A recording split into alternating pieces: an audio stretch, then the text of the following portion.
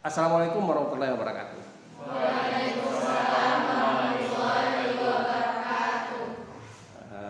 Kepada Allah kita berserah diri, kepada Yang Maha Esa, semoga kita diberikan kesehatan untuk perkuliahan dengan saya Sastra bidang perdana ya, yang pertama lokal A 2023, lokal A 2023. Sebelumnya saya mohon maaf seperti yang saya katakan tadi bahwa kita terpaksa memindahkan kampus itu ke ruangan yang saya punya di aula saya karena berkaitan dengan kesehatan saya.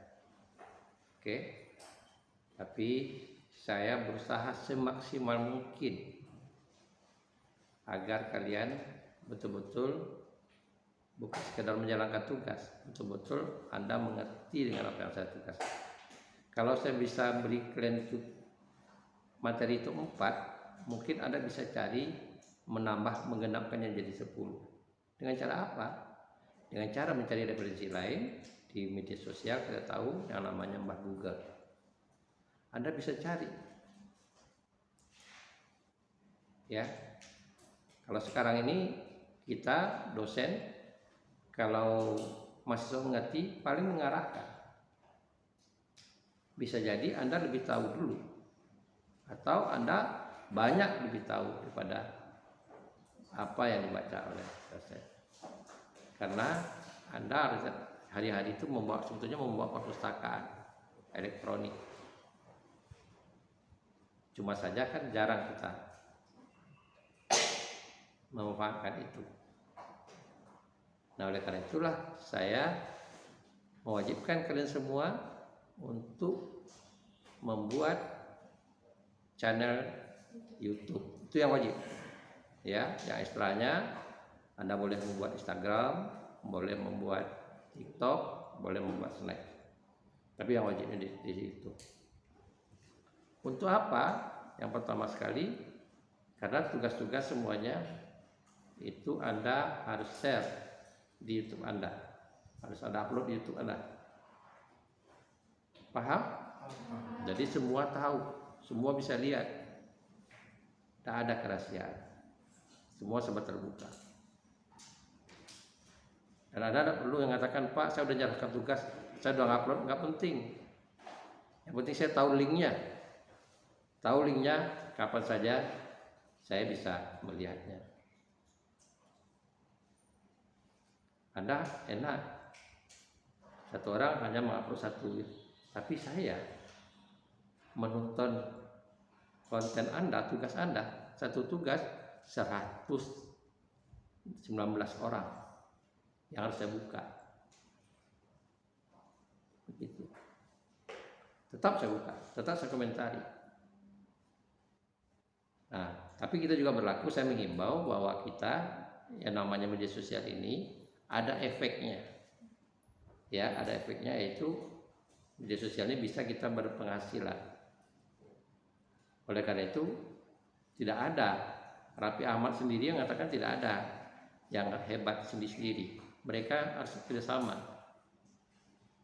Ya, harus kerjasama. Jadi kerjasamanya Anda silakan untuk subscribe teman Anda. Jadi setiap YouTube yang Anda lihat, Anda silakan subscribe. Nanti orang akan memberi subscribe kepada Anda. Sudah banyak bahasa Indonesia itu yang berhasil. Ya, yang punya usaha, yang punya penghasilan sampai 7 juta satu bulan dengan menggunakan media sosial. Jadi saya inginkan kalian seperti itu. Baik, hari ini kita belajar tentang teori sastra. Itu pengantar saja.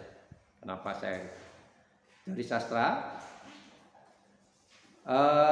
Saya sudah beritahu kepada Anda ya di lokal C, lokal B apa yang saya bicarakan. Tapi untuk mengulanginya saya wajib di waktu ini saya menjelaskan kepada Anda. Teori sastra. Udah pernah dapat? Enggak pernah. Kenapa belajar teori sastra? Kenapa? Coba, kenapa belajar teori sastra?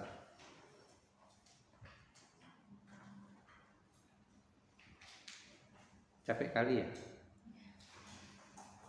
Ayo, kenapa? Untuk memahami bagaimana sastra atau suatu hal yang kaitannya sastra itu berasal. Lalu Untuk memahami. Ada lagi? mengembangkan kepribadian dan wawasan. Wawasan. Ada lagi? Mata kalian udah kayak sayuran. Udah layu aja kayak sayuran, mau tidur. Ya, yang paling tidak. Kenapa Anda belajar teori sastra? Ya, karena Anda masuk jurusan bahasa sastra Indonesia. Kalau Anda masuk fakultas ekonomi, nggak belajar. Ya, benar. Atau jurusan lain, jurusan matematik misalnya, nggak belajar. Nah, karena masuk bahasa Indonesia, bahasa dan sastra Indonesia, ada materi teori sastra, kita untuk apa? Karena kita ada dua aspek ilmu yang kita pelajari, itu aspek bahasa dan bidang bahasa dan bidang sastra. Di samping bidang pengajaran, bidang keguruan. Oke. Nah,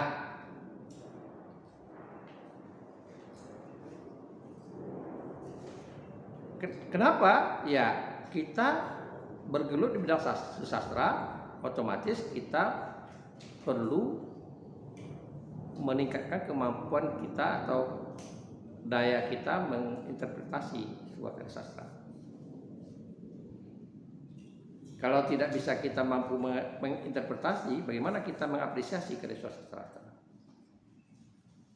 Bagaimana kita menilai, menghargai karya sastra? Tapi kalau kita bisa menginterpretasinya, kita bisa mengambil manfaatnya. Ya.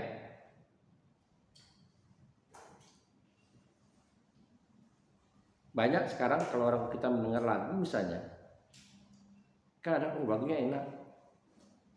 Enaknya paling-paling tidak Anda melihat, menikmati itu dari keindahannya. Meskipun Anda tidak mengerti dengan liriknya. Ada yang ngerti lagu yang dibawa oleh si Putri di Amerika itu? Karangan dia? Ngerti nggak? Tapi bagus nggak? Bagus. Kenapa bagus? Ya Anda bisa menikmati. Tapi kalau Anda mengerti bahasa Inggris, jauh lebih dari itu Anda bisa memahami maknanya, diksinya. Bukan aransemennya saja, tapi pilihan katanya. Puisinya itu, kalau Anda lihat, Anda pahami nanti teksnya. Teksnya itu sangat puitis. Diksi itu sangat puitis. Karena itu layak dia dapat dari Simon itu. Layak. Nah, bagi kita yang tidak tahu, ya kita hanya menikmati enak. Ada lagu yang baru enak, gitu.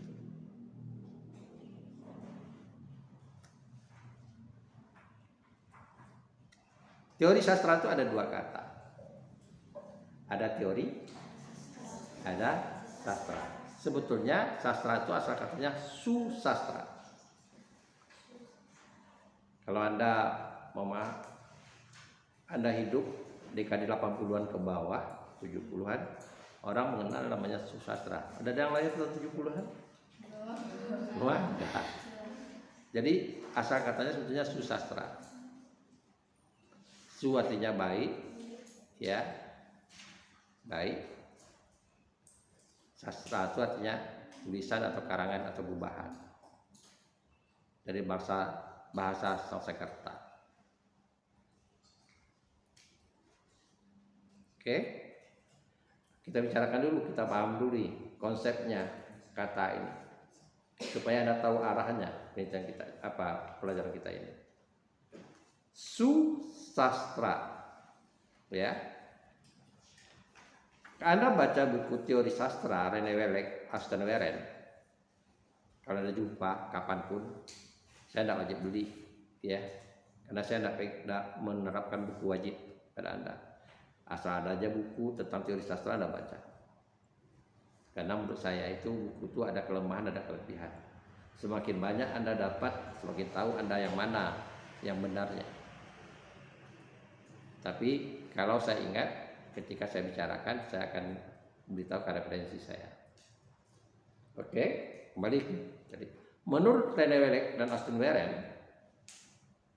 bahwa susastra itu dibangun dengan dua komponen, ultile dan dulce. Ultile dan dulce itu artinya keindahan dan manfaat. Keindahan dan manfaat. Jadi susastra itu keindahan dan manfaat. Itu unsurnya. Artinya, kalau tidak memenuhi dua unsur itu,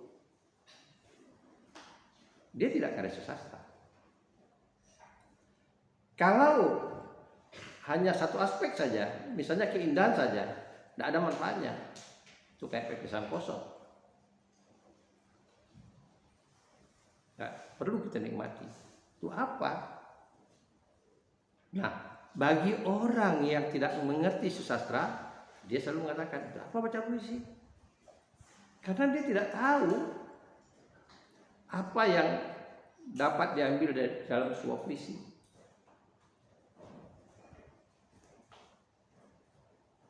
Yang kedua, manfaat. Manfaat itu ada pesan, ada kesan dari sebuah karya sastra. Pesan itu ada yang sifatnya tersurat, tertulis dia, ada yang tersirat, perlu diinterpretasikan, perlu ditafsirkan.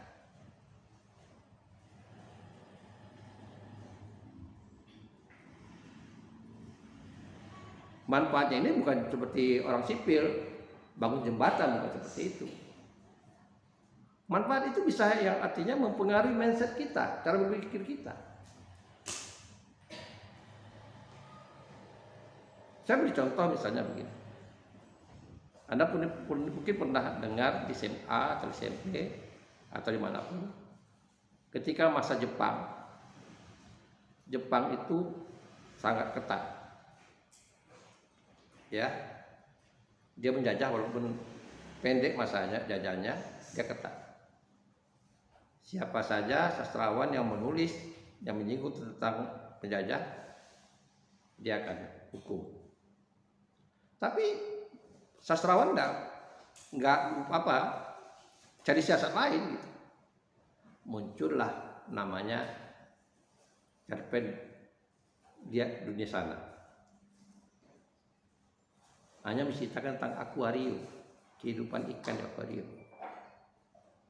Kalau orang nggak tahu pesannya itu, ya, kalau orang Jepang nggak ngerti dia, bahwa itu sastrawan memberikan gambaran, oh ini loh situasinya. Dan muncul pula karya namanya Topan di Atas Asia. Hal-hal yang sifatnya simbolis. Itu orang bisa bermanfaat mengambilnya karena pesan itu tersirat.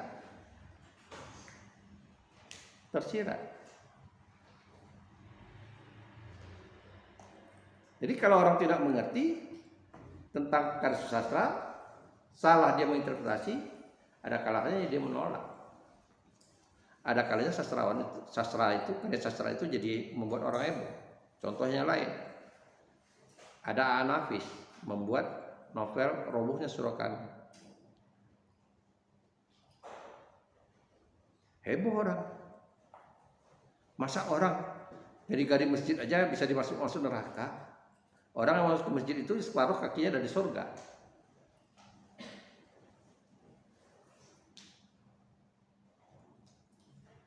Jadi dia memberikan pikirannya, itu yang dikatakan ada manfaat.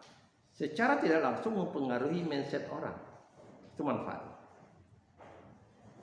Pada puisi misalnya, kita mengenal namanya puisi Khairil Anwar, Aku.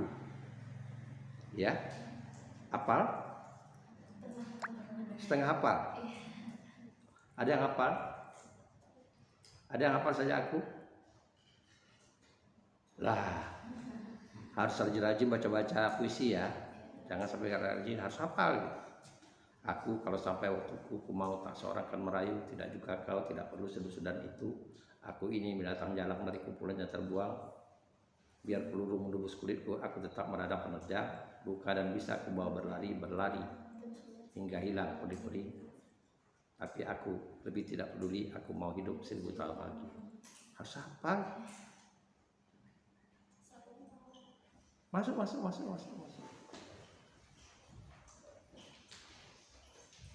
Ya harus hafal gitu. Harus banyak baca. Bagaimana lagi yang lain? Nah, saya ambil contoh tadi. Kenapa? Ya kalau kita tidak tahu manfaatnya, indahnya di mana?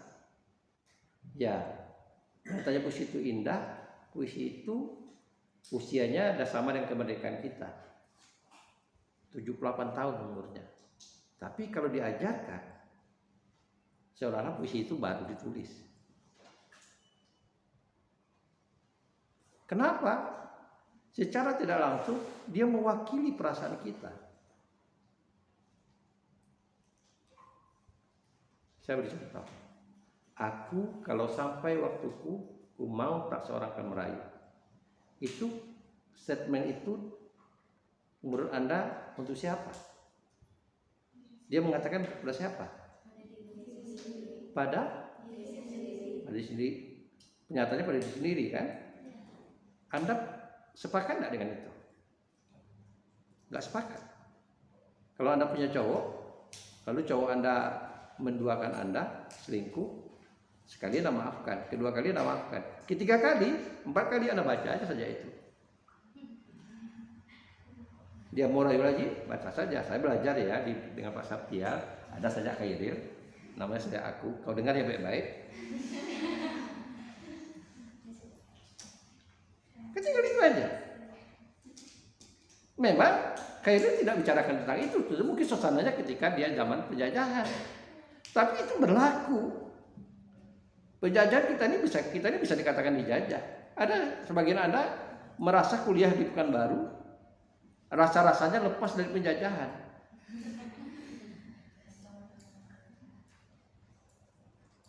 Mudah-mudahan tidak. Ya, mudah-mudahan tidak. Kalau Anda merasa lepas dari penjajahan, Anda nanti bisa mengatakan aku ini binatang jalang dari kumpulan terbuang. Binatang jalang ya pulang malam, kemana saja suka, tidak ada orang kontrol. Akhirnya membuat orang tua Anda kecewa. Jadi itu. Lalu di mana tak keindahannya? Anda lihat rimanya. Aku kalau sampai waktuku, ku mau tak seorang akan merayu, tidak juga kau. Jadi ada kesamaan bunyi akhirnya. Ada unsur emosi di sana misalnya. Kata aku, kenapa dia tidak mengatakan kata saya? Tidak menggunakan kata hamba. Dia memunculkan egonya. Nanti bicara di pelajaran apresiasi puisi. Kan bersinonim dia kan. Tapi tiba-tiba kalau Anda bicara dengan saya, aku Pak, rasa sombong kali.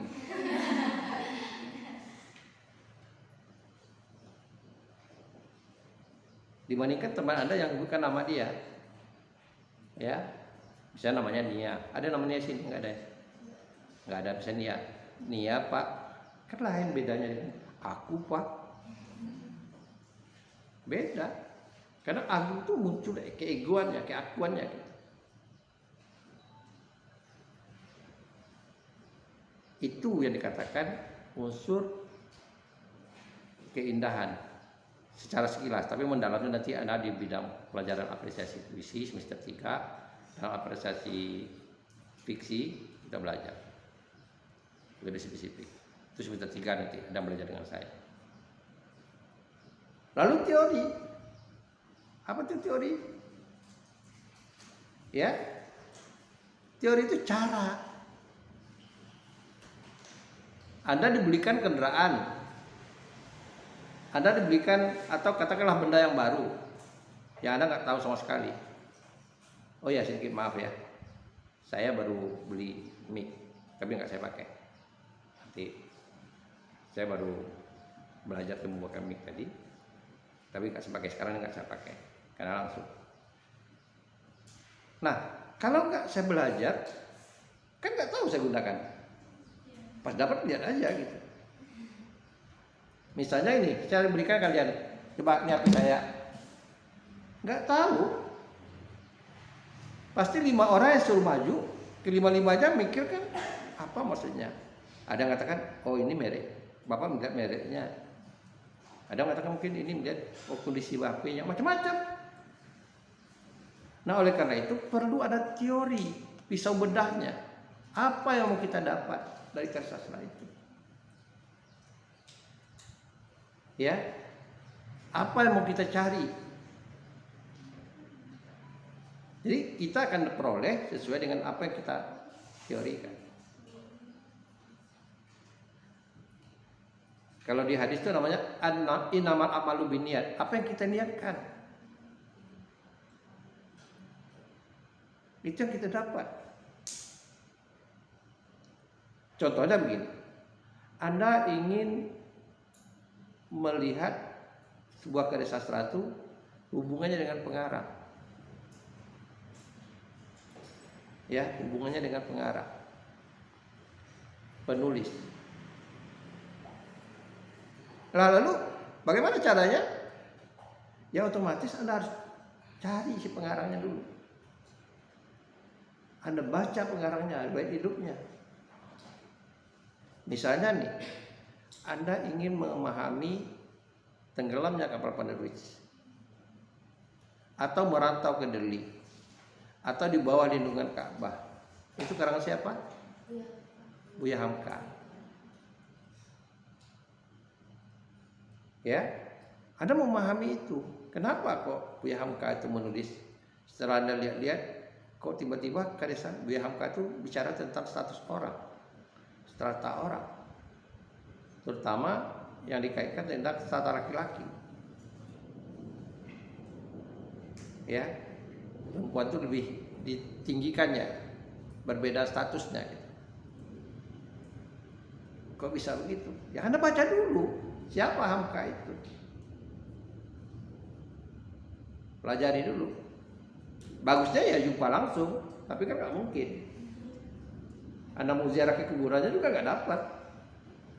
Ya terbaca sekarang ini kalau generasi kita udah jumpa, walaupun saya hidup pernah pada masa beliau masih hidup, tapi nggak pernah jumpa. Ya kita baca referensi orang-orang menulis tentang Hamka, biografinya, siapa Hamka itu. Kita bicara Khairil, siapa Khairil itu. Sehingga kita baru tahu, oh Hamka itu menulis tentang adat istiadat. Yang jelas dia bicara, berarti dia orang Minang. Di Minang itu ada konsep adat bersendi sarak bersendi kitabullah. Nah bersendi itu artinya bersandar. Artinya apa? Payung adat Minang itu ya kitab Allah. Karena dia mayoritas Islam, ya Al-Quran. Lalu kenyataannya dilihat, itu kenyataannya apa? Ada budaya-budaya yang menurut versinya pemikirannya Hamka bertentangan. Yang membedakan kita ini siapa? Yang membedakan kita itu dalam Al-Quran apa? Manusia itu takwa, ketakwaan. Ya, bukan status punya Honda enggak punya Honda. Bukan status karena apa, tidak, di mata Allah bukan itu, tapi ketakwaan. Tapi dalam adat kan tidak. Kita mengenal ada kasta namanya di Bali. Di Bali itu ada kasta ya, ada tingkatan orang. Orang dulunya waktu saya sekolah SD itu dipelajari tentang kasta itu. Tapi setelah besar, sebetulnya kasta itu di mana-mana ada. Ada orang berpikir seperti itu. Coba, ini banyak yang wanita nih. Yang cowok berapa orang? Betul cowok. Saya nanya aja. Kalau betul cowok, ya udah, saya nggak perlu tanyakan lagi. Nah, misalnya perempuan nih, tiba-tiba punya cowok. Kebetulan cowok tuh mertuanya, ada orang tuanya kerja tukang goreng. Lalu ketika Anda bawa ke rumah, ditanya orang tua Anda, orang tuanya apa? Tukang goreng. Aduh nak, kalau bisa cobalah cari yang lain. Itu udah berpikir strata. Kan nasib orang kan nggak tahu kita. Tapi kalau tiba-tiba dia punya jabatan direktur kah, berbeda lagi cara sebetulnya. Anda situlah sebetulnya dalam konsep orang tidak beriman itu seperti itu.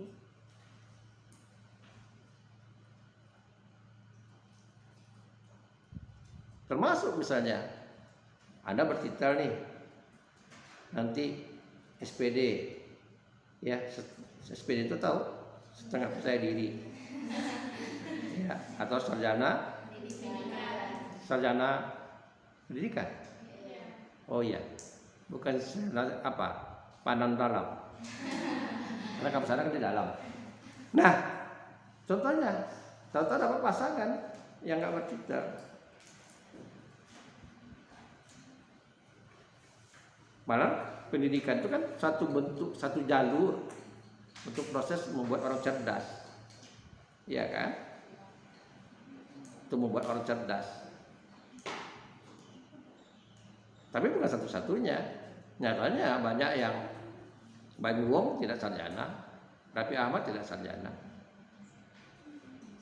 Tapi kalangan menteri pun teman dia.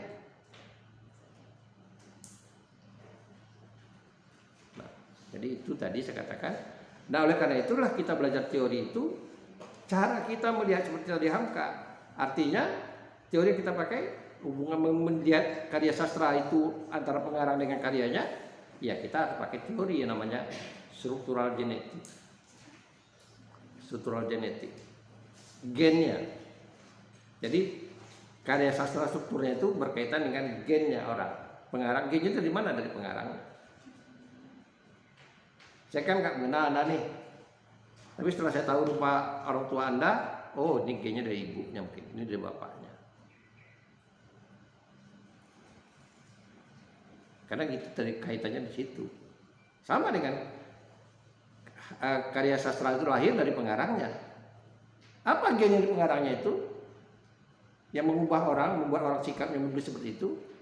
Ideologi, politik, sosial, budaya, pertahanan, keamanan, dan agama dan kepercayaan.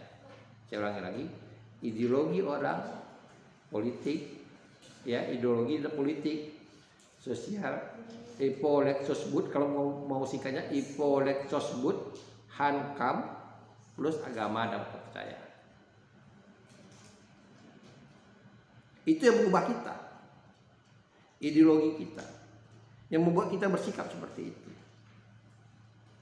tanpa disadari.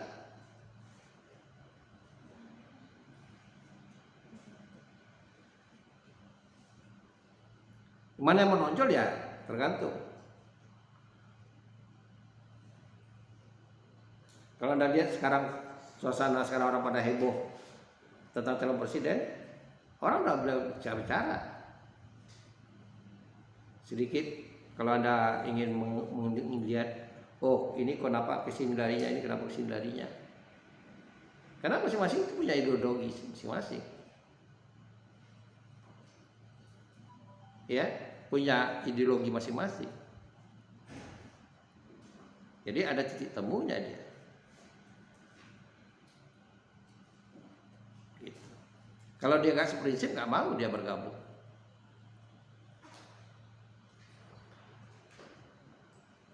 Jadi begitu juga politik, begitu juga agama.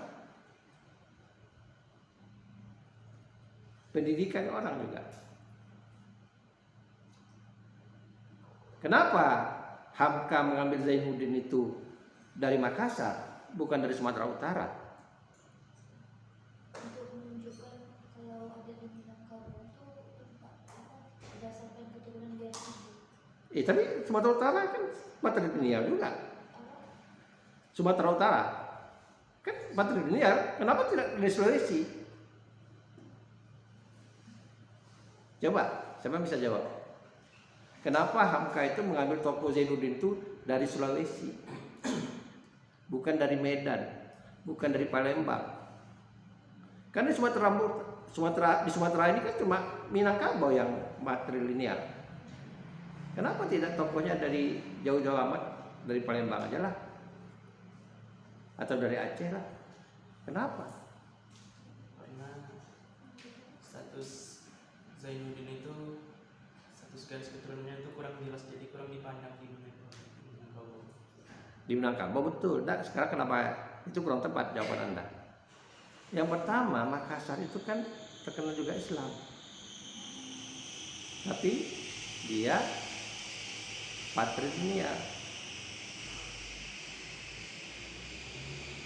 Oke, jadi kisahnya kalau Anda baca nanti, ya, kalau malas baca nonton aja di filmnya.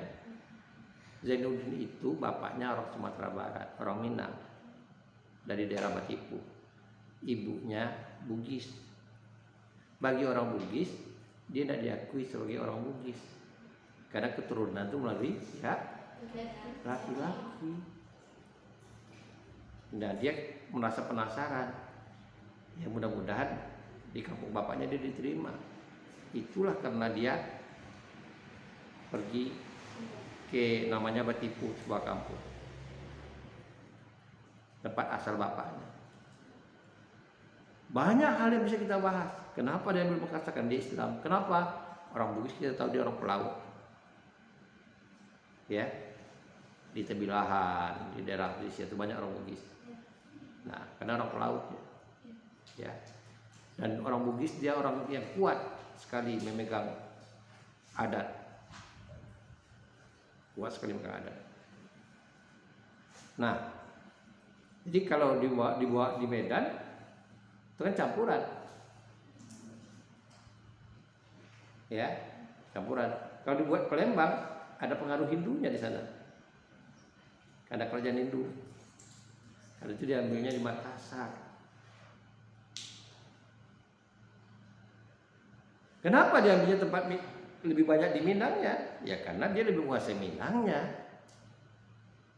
Daerah Minangnya lebih menguasai karena dia orang Minang. Anda bisa suruh cerita tentang Jakarta, tahu nggak? Nggak pernah ke Jakarta. Kalau pernah ke Jakarta pun misalnya berhenti di pesawat, berhenti di bandara saja, pulang baru udah banyak bahasa Jakarta. Nggak gitu deh. Berubah bahasanya, bahasa Melayunya. Jadi dia betul-betul karena itu dia. Jadi itu membuat kita memahami gennya itu dari pengarang tadi. Nah, saya kembali contoh yang lain, Khairil. Kenapa Khairil itu berbicara aku ini binatang jalan? Ada baca buku Khairil tentang Khairil. Ada yang Yasin, ada yang mengarah tentang Khairil, Sumanjaya, Rosian Anwar. Ada beberapa esai tentang itu. Khairil itu memang orangnya jalan. Tahu yang dikatakan jalan itu apa? Dia nggak bisa dikontrol. Kenapa dia kejalak Khairil itu? Dia kan penyair yang mati muda. Dia meninggal itu umurnya kalau nggak salah 21 tahun. Muda. Dia Khairil yang muda ini, dia punya bapak merantau ke Jakarta. Dari Medan merantau ke Jakarta. Udah dapat kabar, ibunya sudah 3 bulan pergi nggak dapat kabar. Akhirnya ibunya mengajak Khairil yang muda ini ngikuti ke Jakarta. Mau tahu bapaknya ada apa, sehat atau tidak, masih hidup atau tidak. Sampai di Jakarta, Bapaknya ini udah nikah lagi. Akhirnya ibunya coba bertahan, nggak tahan hidup di Jakarta. Diajaknya Khairil pulang, Khairil nggak mau. Akhirnya Khairil ini sudahlah tidak dipedulikan oleh bapaknya, lalu ibunya pulang ke Medan. Tinggallah dia sebatang kara. Akhirnya menjadi orang yang liar, yang jalak. Tahu Anda kelakuan Khairil itu? Dia sering ke rumah prostitusi, ke rumah pelacuran. Menang. Dia suka curi buku. Dia perpustakaan Belanda. Karena dia tidak bisa beli buku. Jadi dia masuk ke perpustakaan buku itu, dia ambil, dia curi. Kenapa tahu? Dia suka curi juga. Dia punya paman namanya Sahrir. Kan ada puisinya, menjaga Bung Sahrir. Sahrir itu pamannya. Jadi satu kali dia pergi ke rumah Sahrir itu minta duit untuk beli obat penyakit. Penyakit yang dia derita adalah penyakit kelamin, spilis. Jadi pamannya ini marah. Kamu dikasih uang, balik juga ke sana juga lakukannya. Nggak mau pamannya ngasih duit.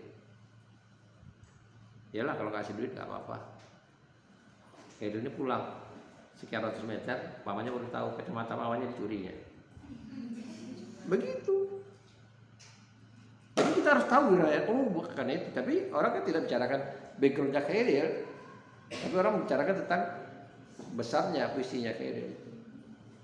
Lalu kalau ada gicak, apakah Khairil memang jalan semua? Ada masanya dia itu romantis. Anda baca sajaknya, namanya sajak putih. Itu sajak sangat romantis. Judul sajaknya sajak putih. Nanti habis dari ini Anda catat, Anda lihat di Google sajak putih Khairil Anwar. Caranya begitu. Jangan tunggu nanti lah mau jadi sarjana baru dibuat, enggak begitu.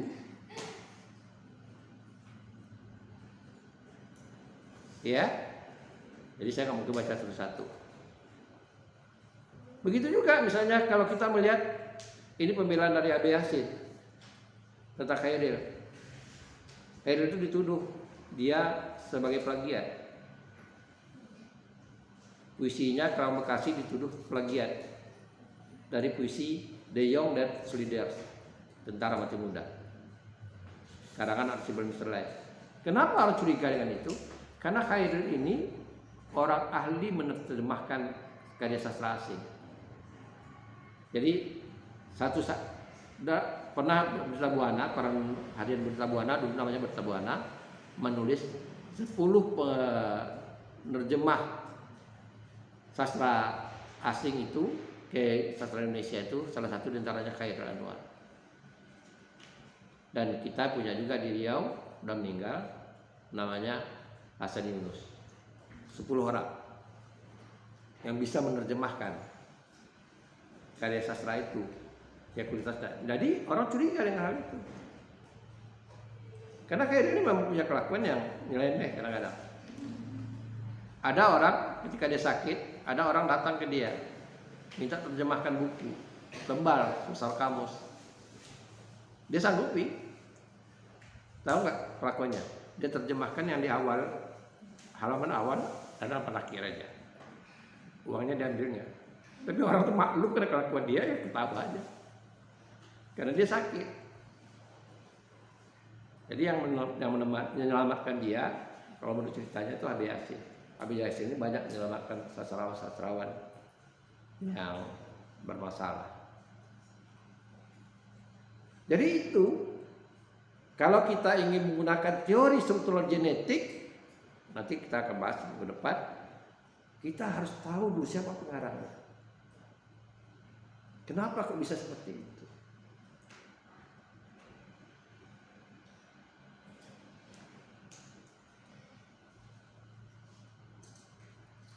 Jadi itu yang harus kita pahami. Sampai di situ ada yang mau bertanya? Ada yang mau bertanya? Ada? Nah, kalau tidak ada saya lanjutkan. Jadi pada prinsipnya karya susastra itu dapat dilihat dari 4 cara pandang. Yang pertama, kita melihat karya sastra itu dari sudut hubungannya dengan pengarangnya, dengan sastrawannya. Jadi karya sastra dikaitkan dengan pengarangnya. Itu tadi yang saya bahas. Ya, kita tahu karya sastranya. Sebelum tahu karya sastra itu, tahu dulu pengarangnya siapa. Nah, bermodalkan kita tahu latar belakang pengarangnya, baru kita tahu nih karyanya, aspeknya. Paham? Jadi sebelum lupa Anda buat konten pertama itu pengenalan diri Anda. Anda buat satu konten ya di YouTube Anda itu pengenalan diri Anda, biografi Anda. Anda bicara aja lah. Anda dari orang tua, dari berasal dari mana, orang tuanya siapa, kerjanya apa, orang tua berapa adik-beradik. Supaya apa? Supaya saya tahu. Kan mungkin ditanya sesuatu. Mungkin pernah sakit dulu atau gimana, atau mungkin ada yang sudah sempat nganggur dulu 1 tahun. Boleh, artinya Anda wawancara yang ikut mengenalkan orang tua Anda, komentar orang tua Anda. Kenapa Anda tahu prodi bahasa sastra Indonesia, dari mana Anda tahu? Ya, jangan-jangan Anda salah kamar. Tiba-tiba aja ada dosen yang kuliahnya di rumah. Nggak terasa kuliah di kampus, maunya kan ada logo undrinya kan gitu. Iya. Untuk pembuatan video pengenalan diri, apakah ada minimal durasi? Tidak sejelas mungkin, sehingga siapapun yang ingin mengambil Anda jadi calon menantu pun orang tahu. Paham? Yang PA-nya saya siapa? PA saya datang nanti hari apa kan bisa datang? Hari Minggu siang. Minggu siang ya? Ya, Minggu siang ya. Bisa? Bisa nggak? Ya benar. Kenapa? Ya PA-nya saya harus wawancarai, saya tanya. Gitu. Tapi kan nggak mungkin semuanya. Ya. Mudah-mudahan yang lain PA lain juga menanyakan Anda. Saya buat konten. Jadi orang tua Anda tahu bahwa jadi orang tua, pengajar orang tua Anda di kampus itu saya yang orangnya jelek kayak gini, gitu. Dan saya tahu semuanya. Kalau saya misalnya PA, itu saya harus mengenal mahasiswa saya itu lebih dalam. Saya tidak tahu di rumahnya ada 2 orang mahasiswa saya tinggal. Satu PA-nya saya. Nanti ada jumpa nanti. Ismi sama Enda. Ismi itu Piatu lagi KKN. Enda udah habis KKN, sekarang pulang ke Peranak. Tanggal 20 mereka pulang. Ini nanti di kamar yang nomor 2 nomor 3. Sama saya. Gratis. Jadi tidak ada masalah. Tapi ya ke kampus ya jauh, karena mereka punya Honda. Alhamdulillah Kak Ismi udah nulis proposal semester 5. KKN dan sisi judul lagi nulis proposal. Pulang KKN ini nanti ke seminar. Jadi dia bisa selesai 3,5 tahun kalau dia mau.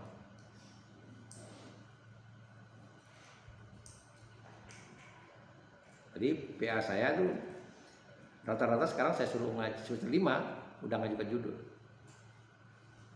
Itu bertumpuk skripsi yang saya tahu. Jadi bisa baca-baca.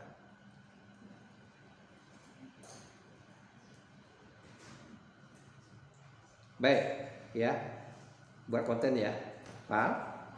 Nah, konten itu bukan hanya bermanfaat untuk saya, PA Anda juga hormat, dia tahu dia siapa. Paling tidak mengingatkan. Bagi saya ingin tahu mahasiswa. Jadi saya tahu PA saya itu ada yang rombongan yang kemarin yang semester 5 itu yang rata-rata ya kasihan saya. Ada yang orang tuanya meninggal di Medan. Waktu itu masih pakai Zoom kuliah, ya. Anak terpanduli, bapaknya meninggal kerja PLN, ibunya bertani. Bahkan ibunya mengatakan di video itu, ingat betul saya. Gak bisa dibayangkan kalau anaknya kuliah di Pekanbaru. Karena biaya dipikir, tapi dapat beasiswa. Alhamdulillah sekarang tidak KKN. Saya tetap pantau gimana. Gitu. Kalau istri itu yatim piatu, waktu dia kuliah aja bapaknya udah meninggal, mamanya stroke, dia 2 beradik, kakaknya 1 udah nikah, itu dia. Hari-hari dia menyadap karir orang tuanya untuk biaya setiap minggu. Tapi dia dapat beasiswa, tiba-tiba 2 bulan kuliah atau 3 bulan dia kena operasi usus buntu di awal Bros Panam. Lalu awal semester kalau nggak salah ibunya meninggal. Jadi dia perlu pendamping. Pendamping ya udah tinggal di rumah. Meskipun saya nggak rekam, paling kasih tahu. Sekarang di 13 Kota Kampar di KKN. Kalau ada lihat TikTok ada anak KKN Unri, itu dia yang buat TikTok. Siapa yang rajin buat TikTok? Baik, kita lanjutkan ya. Itu sebelum upaya itu ya dulu. Nah, yang kedua, tugas kalian kedua itu ya kesimpulan kuliah kita pada hari ini. Ini baru pengantar. Jadi pengantar. Ada apa itu? Ada tinggal tarik kesimpulan. Jadi teori sastra itu apa? Teori yang mempelajari tentang bagaimana memahami karya sastra.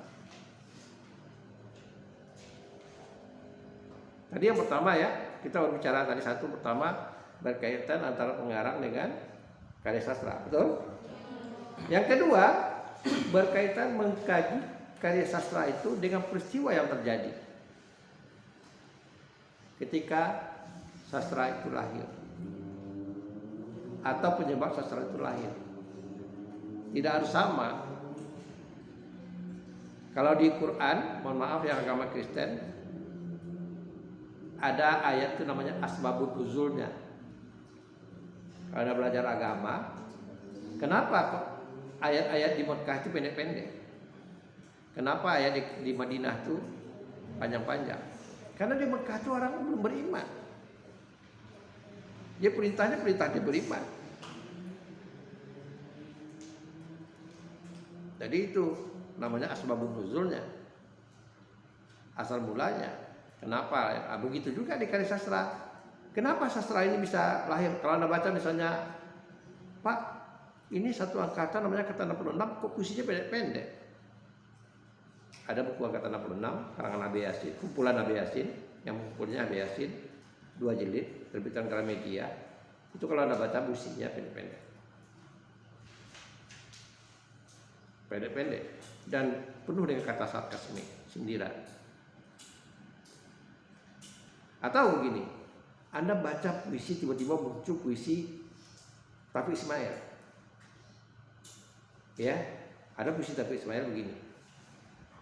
Dia bilang begini, mahasiswa takut dengan dosen. Dosen takut dengan dekan. Dekan takut dengan rektor. Rektor takut dengan menteri. Menteri takut dengan presiden. Presiden takut dengan mahasiswa. Kok bisa begitu, Pak? Tapi Ismail, ya karena lahirnya pada reformasi. Ketika Soeharto jatuh, itu inspirasinya. Sehebat apapun Soeharto yang sudah berkuasa 25 tahun, gara-gara di demo mahasiswa, didukung dengan sumber lain, dia turun. Akhirnya muncul. Jadi sirkus ketakutan itu begitu.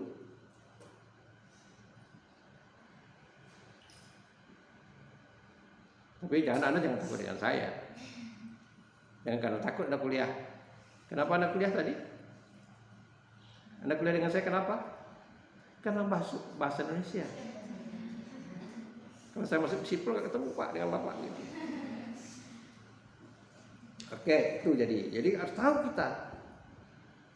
Nah, itu yang kedua. Yang ketiga, kita bicarakan, oh maaf ya, tadi itu yang ketiga, tapi tidak apa-apa, tidak berurut. Kalau di lain Anda jelas nanti urut. Kita bicarakan karya sastra itu yang berkaitan dengan karya sastra itu sendiri. Nggak ada dengan hal yang lain. Namanya pendekatan objektif. Tanpa ada label lain. Jadi bangunan karya sastra itu sendiri. Itu yang kita lihat. Strukturnya. Ya, jadi kita tidak ada kaitan dengan yang lain. Secara objektif, objeknya aja yang kita lihat. Karya sastra itu.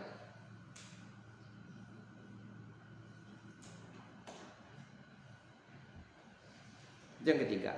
Yang keempat, membandingkan. Ada karya sastra itu yang bertransformasi. Misalnya nih, kita bicara tadi novel Tenggelam Kapal Derwis, kan novel asal mulanya angkatan 20-an, Balai Pustaka. Sudah difilmkan orang. Kita ingin membandingkan mana yang dikurangi, mana ditambah oleh dalam film dengan novel itu. Jadi kita membandingkan. Atau pada masa usia Anda masih SMA kelas 1 mungkin. Anda pernah dengar film atau pernah nonton film Dua Garis Biru? Pernah. Nah, itu agak terbalik. Filmnya dulu, baru muncul novel. Benar? Jadi udah tenang. Filmnya dulu, novelnya. Jadi Anda penasaran nih, lihat novelnya. Yang mana yang tidak diceritakan? Gitu. Apakah dia reproduksi saja atau gimana? Nah, ini contoh. Jadi paling tidak ada 4 cara tadi melihat karya sastra. Lalu maksud kita melihat karya sastra itu seperti apanya?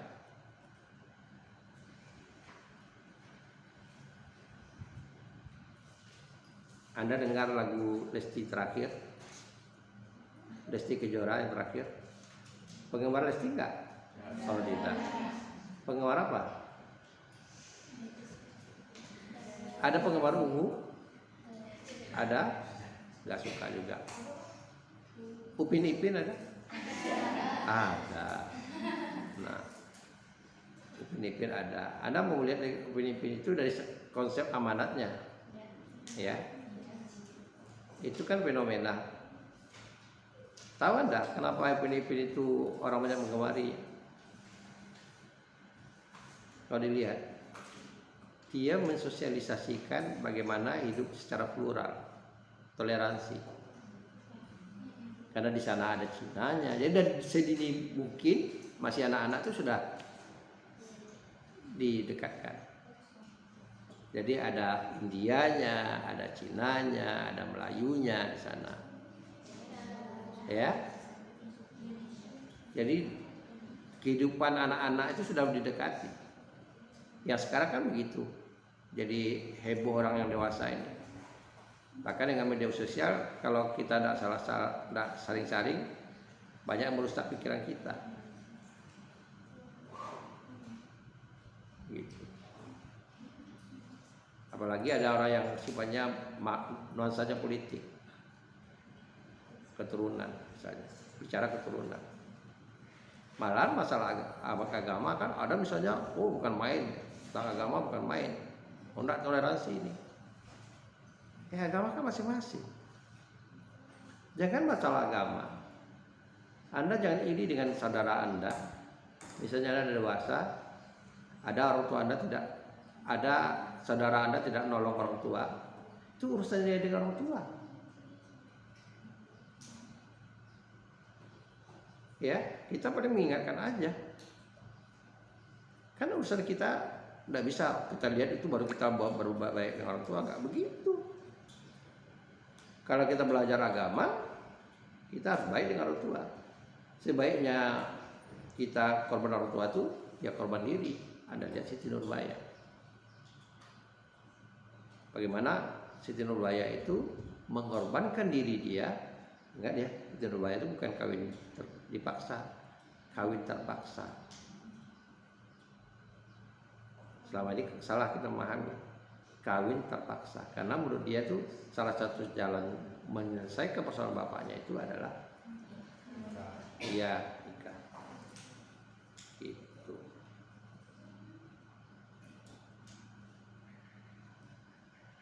Baik, sampai situ ada yang mau bertanya? Ada yang mau bertanya? Silahkan.